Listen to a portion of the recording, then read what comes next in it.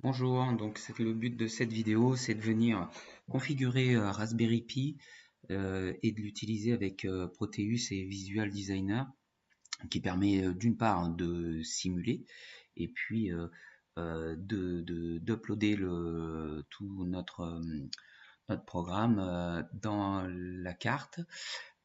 Et l'avantage, c'est qu'on peut du coup venir programmer directement en algorithme. On va le voir tout à l'heure. Donc la première des choses, c'est formater la carte et puis récupérer une version de Linux pour Raspberry.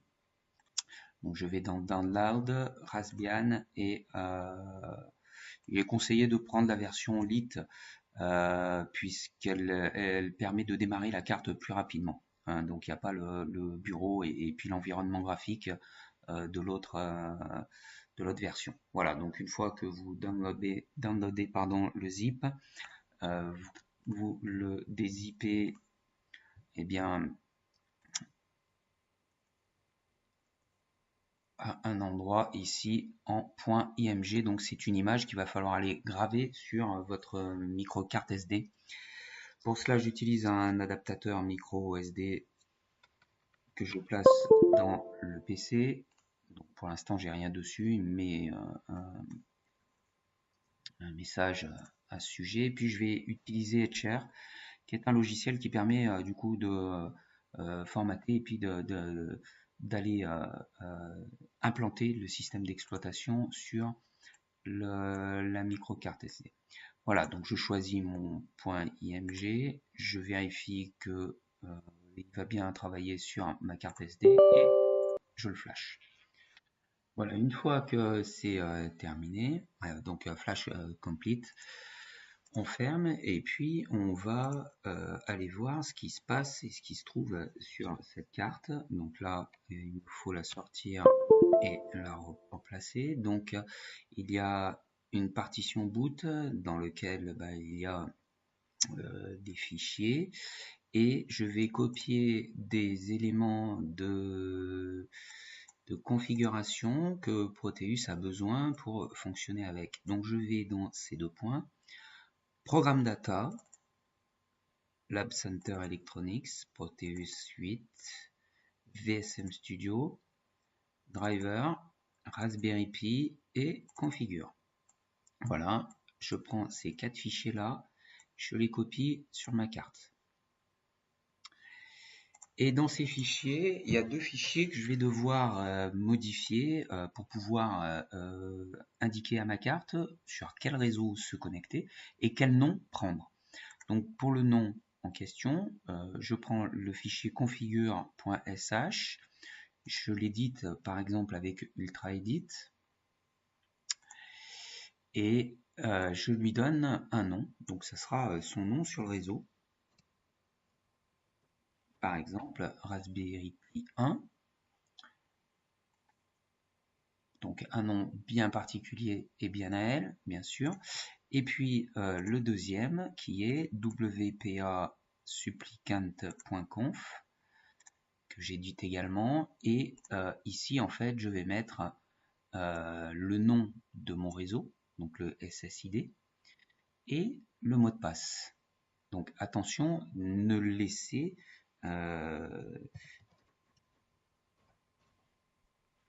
que entre ces guillemets là, et là je mets mon mot de passe. Donc ça c'est le mot de passe du Wi-Fi, ça c'est le nom du Wi-Fi. Et puis je l'enregistre et donc ma carte est prête. Donc il est à noter qu'à la suite de cette opération, UltraEdit sauvegarde votre ancien fichier sur un point back pour éventuellement y revenir dessus. Donc celui-là et celui-là, on peut les laisser, c'est pas gênant. Donc je ferme tout ça, je récupère ma carte SD et je la place dans mon boîtier Raspberry et je démarre mon Raspberry avec la micro carte SD dedans. Je laisse 1 à 2 minutes le temps de démarrer et d'accrocher le réseau. Une fois que ma Raspberry est démarrée, c'est-à-dire que la petite LED verte finit de clignoter, que la rouge qui est allumée, il va falloir trouver son adresse IP.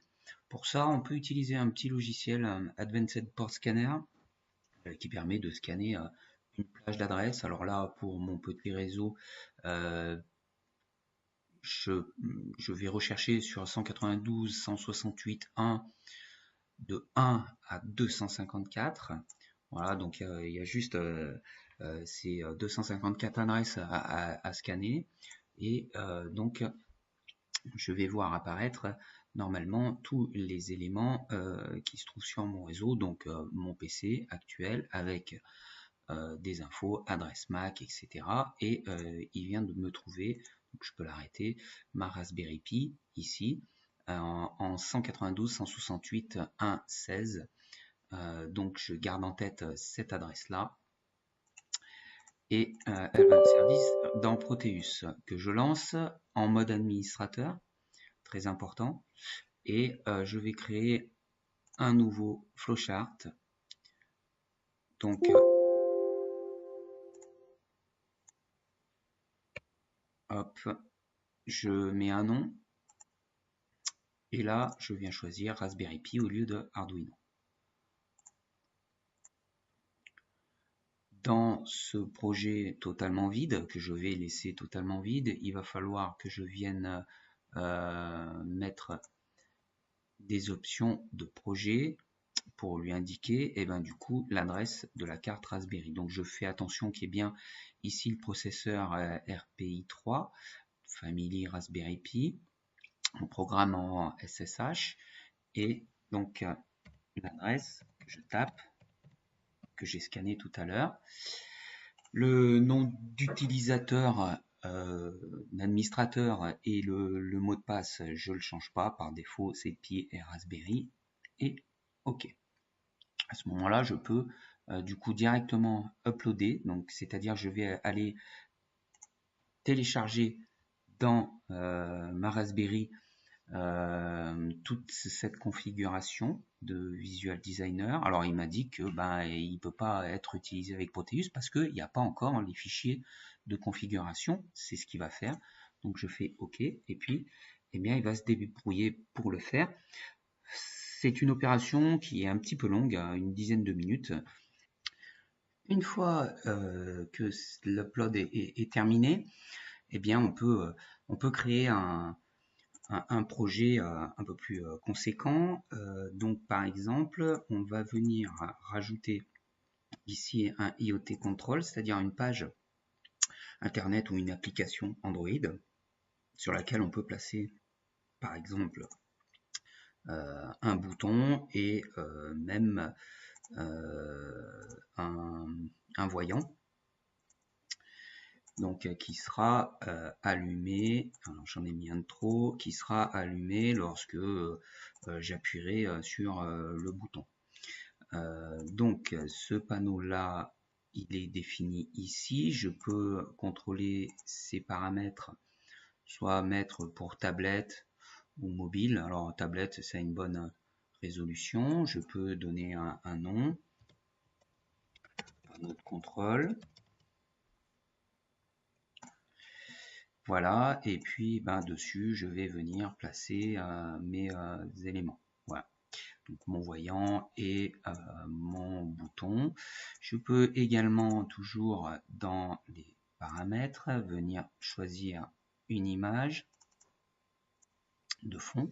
Donc je récupère le petit logo du lycée, version tablette, donc il vient s'afficher ici en fond d'écran de notre application. Voilà, donc ce bouton ici, je peux venir changer certaines choses, notamment la façon dont on commande. Je vais mettre mon Mentari par exemple, et puis le logo, bouton LED. Comme la LED, je peux venir changer également son label Je vais l'appeler à ma convenance.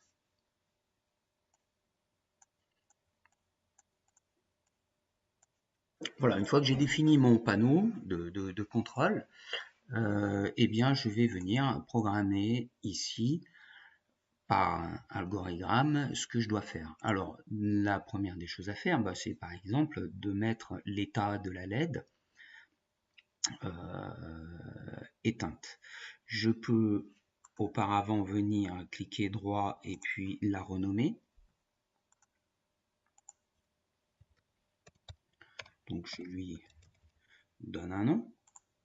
Je change également le nom du bouton. BTN. BTN LED par exemple. Et donc ici, je vais venir cliquer glisser l'état de la LED et je lui indique qu'elle doit être éteinte. Donc dans mon setup, j'ai que ça à définir. Ensuite, je peux venir prendre l'état du bouton poussoir. Donc je viens le lire. Donc get state. Alors je regarde au passage, en fait, ça me met le résultat dans une variable qui s'appelle state et qui est booléenne, une variable booléenne, donc vrai ou fausse. Voilà, et puis ça ensuite, je peux venir prendre une décision et demander, donc on est sur la variable state égale true. Donc si l'état du bouton poussoir que j'ai récupéré précédemment est vrai, eh bien j'irai faire ce qu'il y a ici dessous. Sinon, eh bien je vais faire autre chose. Alors qu'est-ce que je vais faire? Justement, je vais aller, si c'est le cas, mettre la LED à l'état true et sinon à l'état false.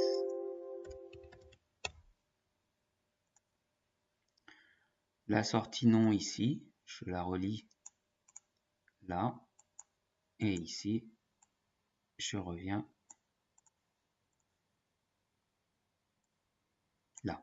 Donc c'est très simple, j'appuie sur le bouton, je vais faire ça, c'est-à-dire mettre à 1 la LED, sinon je la mets à 0. Je peux donc commencer déjà à lancer la simulation.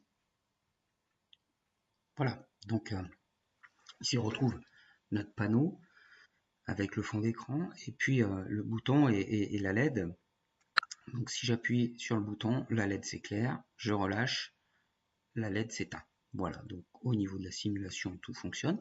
Alors, au passage, à noter que si l'on souhaite venir commander des sorties, des GPIO sur le Raspberry, eh bien, au lieu de mettre l'action sur la LED IoT, eh bien, on va mettre la sortie correspondante à 1 ou à 0.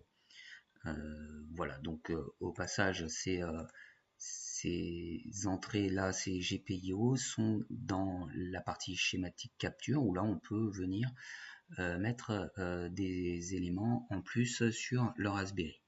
Voilà, maintenant on va donc, une fois qu'on a défini l'host ici du Raspberry, eh bien on peut uploader directement notre programme qui est compilé et donc transféré avec tous les éléments dans le Raspberry.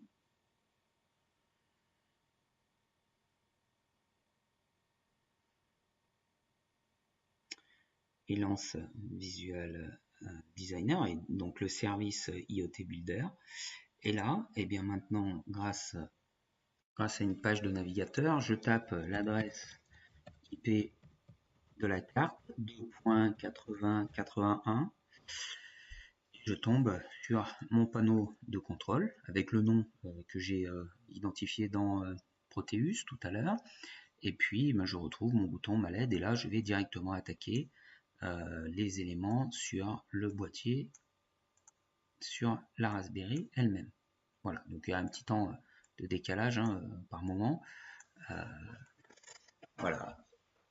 Je peux également, pour les réseaux sur lesquels